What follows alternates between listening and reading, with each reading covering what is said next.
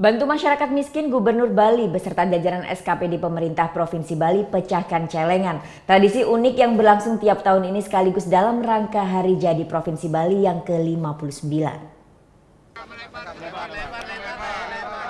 Inilah tradisi unik yang dilakukan Gubernur Bali beserta seluruh jajaran staf pemerintah Provinsi Bali saat memperingati Hari Jadi Pemprov Bali yang ke-59 Senin pagi.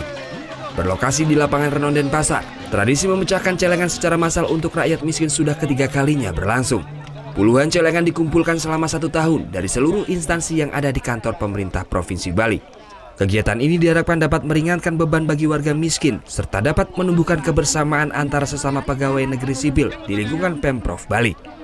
Kegiatan ini diharapkan dapat meringankan beban bagi warga miskin serta dapat menumbuhkan kebersamaan antara sesama pegawai negeri sipil di lingkungan Pemprov Bali.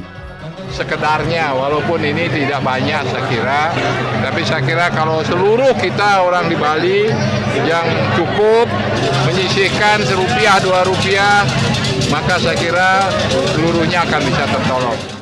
Lebaran pecahan uang mulai dari Rp2.000 hingga Rp100.000 ini merupakan hasil tabungan pegawai selama 1 tahun yang dikumpulkan secara sukarela. Karena setiap dapat honor ngajar ya, atau honor-honor yang di luar gaji lah, kita tambahin isi ya, apa dapatnya gitu.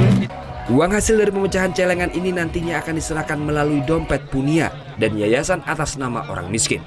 Surya Sanjaya melaporkan untuk NET.